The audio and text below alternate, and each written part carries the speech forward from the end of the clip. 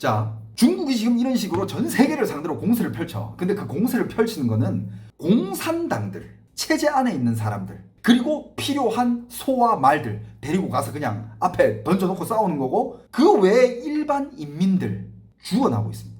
자, 봐봐. 지금 중국은 미국과의 관세 전쟁에서 뭐 피 터지게 싸우고 있죠, 그죠? 근데 여기서 지금 큰 영향을 받고 있는 거는 뭐 물론 여기저기 다 영향을 받겠지만, 그 중에서도 중국의 상인들, 미국으로 수출해야 될 물건들을 쌓아놓은 사람들, 이 사람들은 피가 말라 죽고 있습니다. 그리고 중국의 언론은 CCTV나 중국의 국영방송에서는 거의 뭐 미국이 적이야. 지금 미국이 적이고, 지금 우리는 이 적과 맞서가지고 싸워서 이겨야 돼. 이게 공산당 그쪽 애들이 이런 거 되게 잘해요. 적을 한 명을 설정을 해. 있지도 않은 적이야. 딱히 적도 아니야. 하지만 얘를 적으로 포장을 해가지고 우리는 얘를 무찔러야 됩니다. 여러분들 우리 함께 뭉치십시오. 미국이 적입니다. 미국이 적이니까 우리 중국은 지금 뭉쳐야 됩니다. 다 뭉치십시오. 우리는 끝까지 싸울 겁니다. 그러면서 항상 지금 중국의 적은 미국이고, 미국과 싸우면서 지금 중국의 인민들을 단결시키고 있는 이런 상태거든. 그러면서 항상 중국의 스피커들이 마지막으로 한 말이 있습니다. 우리는 어떤 대가를 치르더라도 끝까지 싸워서 승리할 겁니다. 그러면서 중국 국민들은 소분홍들, 역시 나라가 최고야, 우리 당들 시진핑 만세 이러고 있잖아. 근데 여러분들, 중국 안에서도 깨어나고 있는 애들이 있어요. 그 깨어나고 있는 애들은 뭘 어떻게 깨어나느냐, 항상 중국 정부가 우리는 어떤 대가를 지불하더라도 끝까지 싸울 겁니다 이 말을 하잖아. 우리는 안에는 자기들이 포함 안 돼 있어. 뭐 말인지 알아? 이 말을 잘 생각해봐요. 우리는 어떤 대가를 치르든 간에 끝까지 싸울 겁니다. 여러분들, 이 말에는 만약에 여러분들이 중국의 국민이 돼서 중국 사람이 됐어, 여러분들이 우리 안에 속할 것 같아? 우리 안에 당신은 없어요. 당신은 어디 있어? 우리는 어떤 대가를 지불하더라도 당신은 그 대가야. 당신은 우리가 아니야. 당신은 그 대가예요. 중국 사람들이 이걸 깨닫고 있어요. 한국 사람들도 제발 좀 깨달았으면 좋겠어요. 지금 중국에서 죽어나가고 있는 중국의 상인들, 일반 인민들, 그냥 말 그대로 죽어나가고 있잖아. 대가를 치르고 있는 거야. 중국 정부가 말했잖아. 어떤 대가를 지불하든 당신이 그 대가인 거야. 널 지불하고 있는 거야 지금. 중국의 남쪽 지역은 여전히 제조업이 뭐 전 세계의 공장이고, 제조업으로 먹고 사는 곳이 중국의 남쪽 지역이에요. 광도,深圳, 광동, 深圳, 그쪽, 남쪽에. 거기 뭐 지역마다 또 생산하는 것들이 다 다르지만, 아무튼 제조업이 거기서 먹고 사는 거고, 물건을 제조하면 어떻게 해야 돼? 수출을 해야 될 거 아니야. 근데 미국으로 항상 수출하던 사람들은 지금 죽어난다 이거지. 그리고 모든 업계가 작년까지만 해도 중국이 수입하는 비중을 꽤 많이 차지한 거야. 그건 뭐 물론 업자들마다 다르겠지만, 어떤 업자는 작년까지만 해도 미국이 내 물건을 수입하는 게 80%가 됐어요. 어떤 업자들은 50%가 됐어요. 어떤 업자들은 그래도 20%는 미국이 수입해 줬는데. 근데 지금 2025년 돼가지고 제로야. 0이에요. 그러니까 미국을 위주로 수출을 하던 애들은 죽어나는 거고, 아니면 다른 나라 위주로 수출을 많이 했던 애들은 뭐 그나마 그냥 아직 버틸만 한 거고. 하지만 지금 미국은 수입을 안 하고 있죠. 지금 관세 전쟁 때문에. 근데 중국의 매체는 미국을 주적으로 만들어 놨어요. 이미 사상 교육 다 끝났어. 그러니까 그 상인들은 하는 얘기가, 미국은 믿을 수 있는 인간들이 아니다. 교활한 인간이다. 같이 비즈니스를 못한다. 중국 상인들은 지금 미국을 이렇게 욕하고 있으면서 트럼프를 엄청 욕해요. 트럼프는 변덕이 심하다. 우리 그래도 좀 기다려 보겠다. 좀 기다리다 보면 트럼프가 지가 잘못된 줄 알고 다시 이걸 제자리로 돌려놓을 거다. 지금 이러고 있는 상황이야. 물론 관세 전쟁에서는 중국도 대가를 치르고 있지만 미국도 대가를 치르고 있어요. 물론 한국도 대가를 많이 치르고 있죠. 근데 항상 여러분들 생각하세요. 항상 생각하는 게, 우리는 우리가 아니야. 대가야. 여러분들, 그 대가가 안 되려면 진짜 눈치 빠르게 잘 살아야 됩니다. 일단 공산주의 나라에서 안 태어난 걸 고마워해야 하면서, 이런 시기에 중국 사람으로 안 태어난 거를 감사해야 하며. 자, 그러면서 중국 사람들은 이제 트럼프를 욕하면 미국을 욕하고, 미국이 주적이야. 지들이 우린 줄 알지만 지들은 대가여죠. 그죠? 대가고 지금 계속 이제 지들이 소모되고 있지만, 끝까지 공산당을 믿으면서 자기가 굶어 죽고 있는데도 불구하고 충선심은 하늘 치솟아 오릅니다. 세뇌가 잘 돼 있어요. 그러면서 중국 사람들은 믿고 있어. 우리 미국의 3억 시장 필요 없다. 미국이 우리 거 안 사줘도 된다. 우리는 14억 명의 내수 시장을 가지고 있다. 중국 시장만 있으면 우리는 오케이다. 우리는 당을 믿는다. 이러고 있어요. 근데 여러분들 지금 중국 내수 시장 뭐죠? 중국 내수 시장 어떻게 됐죠? 아무도 돈 안 쓰고 있죠. 아무도 돈 안 쓰고 있고 미래가 워낙 불안하기 때문에 돈을 저축하고 있고 실제로 지금 중국의 저축률은 역대급으로 최고를 찍고 있다고 합니다. 사람들이 돈을 안 써요. 그리고 내수 시장 또 뭐? 부동산 시장 여러분들 2022년부터 중국의 부동산 버블이 꺼지면서 중국의 부동산 대기업들 부도가 나면서 중국 부동산 시장에서 얼마가 날아간 줄 아세요? 18조 yuan이 날아갔어요. 18조 yuan. 한국 돈으로 따지면 3,600조 원이야. 이거는 리먼 브라더스 사태보다 더 심각한 사태고 그때 2021년부터 2023년까지 중국 주요 부동산 개발사들 자산 가치가 다 폭락하면서 부동산 자산 가치 손실이 어마어마했던 거 아시죠? 그때 헝다, 삐구유엔, 화양년화 이런 회사들 디폴트 선언하고 다 문 닫고 미완공된 주택과 토지 자산 가치가 급격히 하락하면서 중국에는 얼마나 많은 빈집이 있다고요? 지금 전 세계 인구가 85억입니다. 중국만요. 전 세계 인구 85억이 다 들어가서 살 수 있는 집을 보유하고 있어요. 중국은 지금 그만큼 많은 중간에 멈춘 아파트들, 지따만 아파트들, 사람이 살지 않는 아파트들, 거품 아파트들, 유령 도시에 버려진 아파트들 그 다 합치면 온 지구 사람이 다 살 수 있어요. 실제로 그 통계 수치가 나왔어요. 그러면서 그 미완공된 아파트를 산 중국 사람들은 어떻게 됐어? 그 돈 날리고 그냥 그 미완공된 아파트 안에 들어가가지고 텐트 치고 살든가 그냥 거지 된 거야. 이러면서 중국의 중산층 자산이 하락되면서 중산층도 많이 몰락을 했습니다. 원래 그 돈으로 집 안 샀으면 중산층이야. 돈 많은 애인데 그 집을 사가지고 그 돈이 날아간 거 아니야. 중산층들이 몰락. 여기서 많이 몰락됐고 그러면서 이 사람들이 삶이 힘들어지면서 돈도 안 쓰면서 그러면서 이 도시에서 일해봤자 죽을 때까지 쳇바퀴 같은 삶밖에 못 산다라는 걸 중국 사람들이 이제 그 어느 때보다 점점 더 깨닫게 돼요. 그러니까 여러분들 이거야. 그런 얘기가 있어요. 물론 전 전문가는 아닙니다만 미국이랑 중국이 미친 듯이 싸워. 미친 듯이 싸우면 둘 다 같이 피해를 보겠지. 피를 흘리겠지. 그 외에 더 싸움이 심화되면 그 주변국, 유럽, 그 주변 아시아 전체, 동남아 다 같이 피를 흘리겠지. 피를 흘리면서 우리 다 같이 망하면 전 세계 대공황이 올 거야. 근데 그때 회복을 제일 빨리 한 데가 어디냐? 미국이래. 미국 왜? 달러를 가지고 있거든. 그러면서 미국이 부채는 전 세계로 싹 이렇게 퍼져가면서 미국은 결국 다시 이런 시나리오를 트럼프가 쓰고 있을 수도 있다라는 이런 이야기가 있기도 해요. 물론 전 전문가는 아닙니다만 저도 영상 전문가분들의 영상에서 본 건데 그러면서 요즘 중국이 이렇게 되니까 어떻게 되겠어요? 중국 지금 국내는요 또 뭐가 화두로 떠오르는지 알아? 그때 부동산 막 폭락되고 그 부동산 대기업들 디폴트 왔을 때 그때 이게 화제가 됐는데 그러다가 좀 잠잠해지다가 요즘 또 화두로 뭐가 떠오르냐? 빈도시? 막 도시는 맞아. 근데 빈도시가 아니야. 중국에서 제일 싼 도시, 물가가 제일 싼 도시, 다른 말로 표현하면 탕핑 도시. 이게 다시 한번 중국의 화두로 떠오르고 있습니다. 탕핑 도시. 이거 옛날에 제가 한번 다뤘었거든. 근데 요즘 이게 더 핫해졌어요. 사람들이 돈이 없잖아. 돈 날릴 거 날리고 도시에서 집을 샀는데 계속 이자나 내면서 나는 쳇바퀴 같은 삶을 살고 있어. 이런 삶이 싫어진 거야. 그렇다고 뭐 내가 죽어? 실제로 뭐 죽는 사람들도 있겠죠. 뭐 자살을 한다든지. 하지만 그렇지 않은 사람들은 인생은 그래도 살아나가야 될 거 아니야. 자기가 살고 싶은 그런 인생을 찾아 나가고 싶다 이거지. 그래서 그 대안이 뭐냐? 중국의 탕핑 도시들. 그 중에서 제일 유명한 게 어디냐? 어떤 도시로 사람들이 제일 많이 가느냐? 아직도 어디냐? 허강이야. 허강. 이 도시 옛날에 한번 다뤘거든. 허강이라는 도시. 여러분들 검색 한번 해봐. 그냥 한국어로 허강이라고 검색해도 나올걸? 지금이 거기가 얼마나 더 핫하냐면 일단 여러분들 허강 이거부터 얘기해줄게. 여러분 허강에서 집 한 채 500. 여러분들 허강에서 집 한 채 500만 원.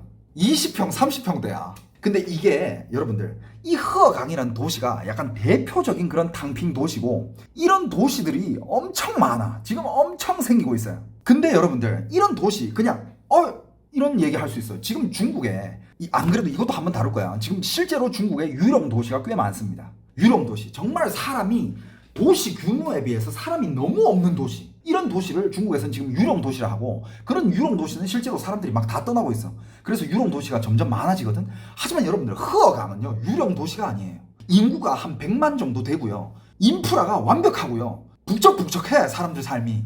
그러니까 인프라가 제대로 구축이 되어 있고 사는 사람들이 어느 정도 있고, 그 다음에 삶에 있어서 필요한 모든 것들이 다 있는 그런 도시가 사람들이 가서 살 수 있는 거 아니야. 그런 도시로 실제로 사람들이 모이고, 그런 도시인데 집값이 싸야 돼. 그 중에서 허강이 대표적인 도시고, 이 외에도 이런 도시들이 꽤 많습니다. 근데 여러분들 봐봐, 집값이 일단 방 2개 기준 500만 원, 600만 원이야. 그리고 도시에는 필요한 인프라들이 웬만한 거 다 있어. 뭐 백화점, 상점, 뭐 시장, 뭐 병원, 뭐 공안, 뭐 경찰서, 뭐 소방관, 뭐 다 있어. 그냥 정상적인 도시인데 물가가 이렇게 싼 거야. 어떤 상하이에서 5천 유엔을 벌면서 살던 30대 초반의 청년이 있는 거야. 30대 초반의 청년이 있으면서 계속 거기서 이제 뭐 일을 몇 년을 했지. 일을 몇 년을 하면서 이제 돈도 좀 모았어. 돈도 좀 모았는데 10년 일찍 입사한 그 선배를 보면서 이제 회의감이 들기 시작했다는 거야. 나보다 먼저 들어온 지가 10년이 됐는데 아직도 상하이에서 집도 없고 차도 없고 맨날 지하철 버스만 타고 다니고 그러고 사는 거야. 보통 이제 회사를 그만두게 될 때 그 회사의 10년 선배들 많이 보잖아요. 저도 옛날에 회사 생활 하다가 그만두게 된 큰 계기 중에 한 개가 나보다 12년을 먼저 들어왔대. 근데 사는 꼬라지를 보니까 와 내가 12년 여기서 일을 했는데 나도 저렇게 살아야 돼? 족 같은 거지. 그래가지고 그만둔 적이 있어요. 진짜 그래. 자, 허강이라는 도시는 어떤 도시냐? 옛날에 공업 도시였어요.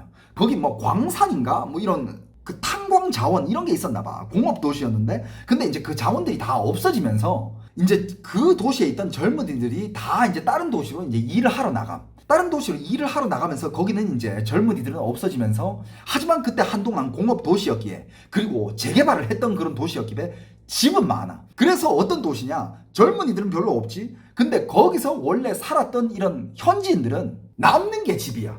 이렇게 표현을 해. 그냥 그 허강 원래부터 거기 집을 가지고 있던 사람들은 재개발하면서 집 한 3-4채씩 받은 거야. 그 도시는 남는 게 집이야.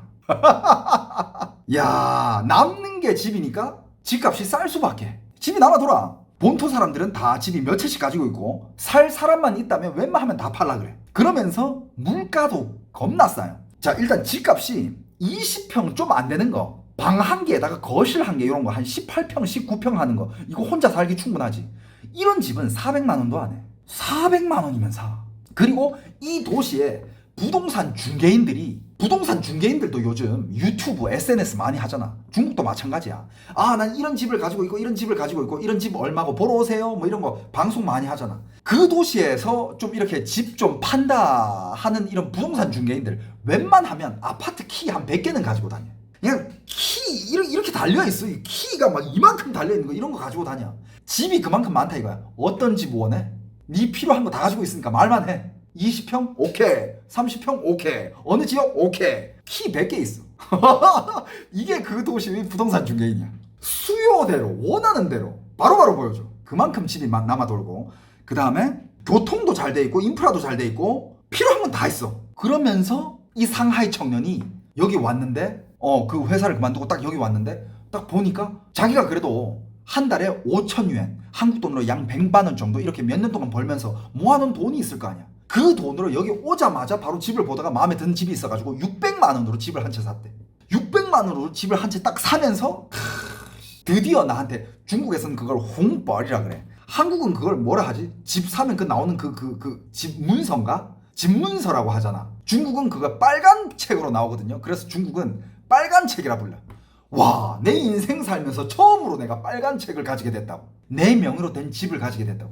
그러면서 이제는 마음이 든든하다. 그러면서 하는 얘기가, 야, 이거 이 돈으로 집을 해결했으면 지금 남은 돈으로는 나 그냥 탕핑해도 되겠는데? 이러는 거야. 그러니까 여러분들, 집이 500만 원, 600만 원에 해결이 돼. 근데 대도시에서 그렇게 몇 년 동안 구르던 사람이잖아. 500, 600으로 집 사고 나면 돈이 남아. 그러면서 마음에 이제 여유가 생기는 거야. 요런 도시에 지친, 그리고 어느 정도 좀 목돈을 모은 이런 청년들이 이런 도시로 많이 가고, 허강. 그 다음에 또 이혼한 싱글맘들, 이혼한 사람들, 특히 싱글맘들이 요런 도시로 많이 갑니다. 자, 이혼을 하면서 이 자녀들을 이렇게 부양을 하게 됐단 말이야. 그럼 이제 이 여자가 자녀를 부양하게 되니까 뭐 재산도 이쪽으로 많이 좀 더 이렇게 줬을 거 아니야. 그 중에 이제 집이 이렇게 있는 집을 한 개 받았는데 자녀 2명 데려오고 싱글맘인데 근데 이 집에는 빚이 있어 아직. 이 빚을 계속 갚아놔야 돼. 매달마다 이자를 내야 돼. 도시에서 월급 이 사람도 100만 원 정도 받았어. 근데 도시에서 33살 여잔데 33살 싱글맘인데 애 2명 키우면서 월 100만 원 받아. 근데 주택담보대출까지 아파트담보대출까지 이자 달달이 내야 돼. 원금도 갚아야 돼. 빠듯하단 말이야. 너무 빠듯해. 그러다 보니까 이 싱글맘은 숨이 막힐 것 같았대. 그래가지고 생각해낸 게 야 집을 팔자. 안 되겠다. 이 매달마다 이거 갚는 게 너무 힘들었던 거야. 애 둘도 키워야 되는데. 집을 팔고 나서 그 다음에 검색한 게 중국에서 집값이 제일 싼 곳, 물가가 제일 싼 곳 이런 걸 검색했대. 그러니까 뜬 게 또 허강이야. 그러면서 이 싱글맘은 이 애 2명을 데리고 허강으로 왔는데 딱 허강으로 딱 왔는데 집을 일단 팔고 뭐 대출은 이제 갚았을 거 아니야. 남은 돈으로 왔을 거 아니야. 남은 돈으로 딱 왔는데 집값이 너무 싼 거야. 집값이 너무 싸고 애가 2명이니까 좀 집이 커야 될 거 아니야. 이 싱글맘은 플렉스를 합니다.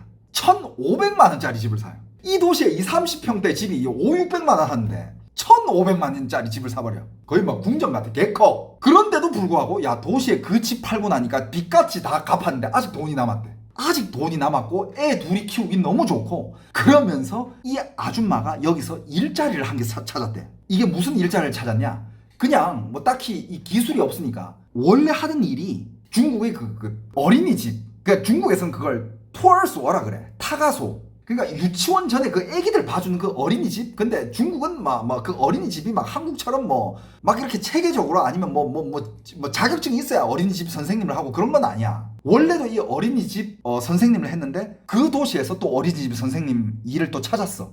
경력이 있으니까. 근데 원래는 한 달에 100만 원을 받았는데 그 도시는 물가가 싸니까 임금도 쌀 거 아니야. 한 달에 2,000유엔을 받는데 2,000유엔. 2,000유엔이면 한 달에 40만 원이거든 한국 돈으로. 그런데 하는 말이 이 40만 원으로 쓰고 남는데 애 둘 키우고 학교 보내고 지 쓰고 하는데 생활비로 부족함이 없대. 한 달에 40만 원으로. 참고로 지금 이 허강이라는 이 도시의 물가가 어느 정도냐면 돼지고기가 500g에 1,500원이에요. 부위 딱히 상관없이. 야 이거 보면서 야 잠깐만 여기 야 아이디어 같은 게 예를 들어서 한국에 지금 중국에 비자 없잖아. 한국에서 일하다가 예를 들어서 님이 약간 돈을 한 모은 게 막 몇 억까지 있으면 뭐 그런 고민할 필요는 없겠지. 근데 돈이 어정쩡해. 돈을 한 2, 3천 모았어. 2, 3천 모았는데 이 돈으로는 뭐 집 사기도 애매하고 그렇다고 내가 이 돈으로 먹고 산다고 놀고 먹고 살기에도 좀 부족하고 이런 사람들 있잖아. 2, 3천만 원 가지고 있는 사람들 허강 가서 내가 봤을 때는 진짜 아껴 쓰잖아. 한 3년은 그냥 놀면서 살 수 있어. 그냥 놀면서 풍요롭게 살 수 있어. 혹시 그런 백수의 삶을 원하는 사람들 있으면 이 도시 한번 추천해 봅니다. 그러면서 이 싱글맘이 하는 얘기가 이 도시는 너무 외로움을 많이 타는 사람은 오면 안 될 것 같다 라고 얘기를 해. 왜냐하면 그 도시 자체는 뭐 당신이 사교성이 없으면 외로워질 수밖에 없거든. 근데 나 사교성 자신 있다. 중국어 잘한다. 그럼 얼마든지 갈 수 있지. 나는 이 도시 가잖아. 와, 난 진짜 진짜 말도 안 되게 천국처럼 살 수 있을 것 같은데. 이야. 그 다음에 성공 욕망이 큰 사람이 이 도시에 오면 안 된대. 왜냐? 임금이 작으니까. 하지만 나는 사업 아이디어가 있다. 이런 도시에서 난 뭔가를 사업을 할 자신이 있다. 이런 사람들은 또 가도 되지. 여기는 이런 사람들이 또 모이고 또 이런 사람도 모입니다. 이런 여자애가 한 명 있어요. 24살이야. 대도시에서 살았어. 아빠 엄마 있고 여동생이 한 명 있어. 근데 갑자기 어느 날 아버지가 돌아가셨어. 아버지가 돌아가면서 엄마도 충격이 컸는지 몸이 너무 안 좋아졌어. 큰 병에 걸렸어. 하루아침에 이 24살짜리 여자애가 집안의 기둥이 된 거야. 이 24살짜리 여자애가 이 엄마도 돌봐야 되고 여동생까지 돌봐야 돼. 여동생은 이제 막 초등학생이야. 그래도 이제 어떻게 살지? 뭐 아빠가 돌아가시면서 그리고 자기가 가지고 있는 이 집안에 가지고 있었던 돈이 있을 거 아니야. 돈이 남았는데 와 이걸 어떻게 해야 되지? 이걸로는 몇 달도 못 버티겠는데? 어떻게 해야 되지? 이러다가 또 검색을 하다가 이 허강이라는 도시를 알게 됐지. 그래가지고 가지고 있는 자산이랑 뭐 있는 돈 없는 돈 싹싹 다 끌고 모았어. 다 끌고 모아가지고 엄마 데리고 자기 여동생 데리고 이 허강으로 간 거야. 이 허강으로 딱 가니까 똑같이 집값은 배추값이야. 집을 한 개 샀대. 여기는 뭐 임대 이런 거 없어. 그냥 사. 뭐 집 한 채에 몇백만 원이니까 일단 집을 샀대. 자기 엄마도 모시고 자기 동생도 충분히 살 수 있는 이런 집을 한 개 샀는데 남은 돈으로 생활비가 너무 넉넉하대. 그러면서 이 24살이니까 아직 어리잖아. 일자리를 한 개 차렸대. 마트에서 그거 캐시어 돈 계산해주는 계산원. 한 달 월급이 1,500위엔 30만 원이래. 30만 원인데 자기 엄마랑 자기 동생이랑 자기 한 달 생활비로 부족함이 없대. 그러면서 너무 행복하게 살고 있대. 그러면서 옆집 이웃까지 너무 좋은 사람들 만나가지고 가끔씩 이렇게 옆집 가서 서로 이렇게 갔다 왔다 하면서 놀기도 하고 서로 맛있는 음식도 나눠 먹고 한대. 너무 행복하게 잘 살고 있대. 여러분들 그러니까 중국은 지금 이래요. 이 사회의 체제에 맞서서 싸우다 와 안 되겠다. 나 뭐 이렇게 대도시에서 많은 돈 벌고 집 사고 막 뭐 월급 받고 대출 갚고 야 이건 쳇바퀴 이건 행복이 아니다. 나는 그냥 공산당의 소모품밖에 안 된다. 이런 거를 깨닫고 인생에 현타가 온 사람들이 이제 이런 도시로 가서 이런 생활을 하기 시작해. 근데 이런 생활 이거 영상으로 많이 올라오거든. 보면 딱히 인생에 뭔가 이루고자 하는 그런 원대한 꿈이 없는 그런 사람이라면, 그냥 삶이 목표의 사람이라면 이거 나쁘지 않아 보이긴 해. 그래서 중국 사람들은 난 더 이상 이제 공산당의 소와 말이 되기 싫다. 이런 사람들이 이제 이런 도시에 가서 당빙을 시작합니다. 진짜 말 그대로 이제 삶을 시작하게 되지. 근데 여러분들 한 달 생활비 30만 원으로 넉넉하게 살 수 있다면 야. 근데 맞아요. 어떻게 보면 중국에서는 나름 어떻게 보면 똑똑한 부류야. 중국 서민들은 외국 국적을 안 따려고 하나요? 외국 국적을 따려면 어마어마한 돈이 필요하니까 그 능력은 안 되고. 하지만 중국도 이렇게 뭔가 폭풍우를 피해가지고 살 수 있는 이런 도시가 있다라는 걸 이제 사람들이 알게 되지. 왜냐? 지금 유령 도시도 많아지잖아. 유령 도시도 많아지고, 그리고 중국의 인구가 엄청나게 감소하고 있어요. 중국의 인구 감소에 대해서 내가 한번 다룰 건데, 그건 물론 출산율도 문제지만 코로나 때 엄청 많이 죽었다는 얘기가 있어. 코로나 때 엄청 많이 죽고, 그 다음에 매번 겨울 때마다 노인과, 그 다음에 요번에도 코로나 엄청 심했잖아. 그때 막 사망자들 많이 나오고 그 통계로 다 안 친대. 그러면서 사람들이 많이 돌아가고, 그 다음에 요즘 중국의 여러 가지 뭐 음식들 문제 이슈 이런 것 때문에 어렸을 때 막 병에 걸려서 죽는 사람들도 많고. 여러분들 심지어 요즘 그런 얘기가 있어. 중국에는 몇 년대에 태어난 사람들이 사망률이 제일 높냐? 60년대, 70년대, 50년대? 아니야. 사망률이 제일 높은 연대가 80년대야. 80년대 생들이 사망률이 제일 높아요. 그러니까 한창 이 사회의 기둥이에 돼야 될 80년대 생들이 그렇게 죽어나니까 사회가 힘이 없어지는 거야. 인구도 없어지고. 그러면서 유령 도시들도 많이 생기고 하는데, 하지만 이런 정말 그냥 말 그대로 난 더 이상 이 새 속에 섞여서 살고 싶지 않다. 나는 그냥 나의 삶을 살고 싶다 하는 사람들이 모이는 이런 도시에서 이런 삶이 또 새로 생기고 있으니까 이런 것도 어떻게 보면 나쁘지 않아. 멍청한 삶은 아니라고 생각해요. 나름 이 사람들이 생각이 있고 이 사람들이 이걸로 만족을 한다면 더 이상 다른 사람이 설정해 놓은 그 사회의 시스템에서 굴러갈 필요가 없잖아. 자기가 살고 싶은 삶을 살 수 있잖아. 그러면 이 사람들이 행복하다면 그건 오케이인 거지. 하지만 중요한 건 이거야. 이 사람들도 이 삶을 이루기 위해서는 그래도 이 뭐 5년이면 5년, 10년이면 10년 이 개처럼 구르는 시간은 있었다 이거야. 어떻게 보면 조기 은퇴한 사람들이야. 아무튼 중국의 지금 추세는 이래요. 한국도 파이어족이라고 있잖아. 그리고 한국도 혹시 이런 도시가 있나? 이런 진짜 물가가 엄청나게 싸고 집값이 말도 안 되게 싼 이런 도시가 있나? 근데 솔직히 나도 생각을 해보면 나 같은 직업을 가진 사람은 인터넷만 잘 되면 난 어디 가서 살아도 상관이 없거든. 내가 굳이 지금 서울에서 그 비싼 집값 내면서 비싼 세금 내면서 서울에서 굳이 살아야 되나 이런 생각이 가끔 들 때가 있긴 해. 경쟁이 너무 심하잖아. 한국도 그러니까 완전 그냥 진짜 죽어가는 도시라기보다는 그래도 사람이 살고 어느 정도 인프라가 구축되어 있지만 물가가 엄청 싼, 집값이 엄청 싼 그런 도시 없어요? 뭐 예를 들면 아파트 한 채 뭐 중국처럼 몇백만 원 좀 그렇고 아파트 한 채 뭐 몇천만 원 30평대 신축 1억 2억 이하 이렇게 끊을 수 있는 그런 데 없나? 한국에 이런 중국처럼 허강 같은 도시 없어요? 아시는 분 있으면 유튜브 댓글로 많이 남겨주세요. 우리 정보 공유 쉐어 하자고요. 있을 것 같은데 아무튼 중국은 있습니다. 중국은 그런 데가 아직 있어. 왜냐하면 중국은 빈부격차가 너무 심하고 그 다음에 도시와 도시 사이의 이런 생활 수준도 너무 차이 나요. 중국은 도시와 도시 사이가 거의 뭐 외국과 외국 그런 느낌이야. 그래가지고 중국의 3선 도시, 4선 도시 이런 데들은 물가도 싸고 완전 그런 도시가 있어. 그래서 중국에서는 만약에 중국 사람들이 욕심만 버리고 이 공산당이 설계해놓은 이 체제 안에서만 난 굳이 이 욕심 안 가진다. 이러면 얼마든지 벗어나서 싼 데서 살 수 있다는 거야. 중국은.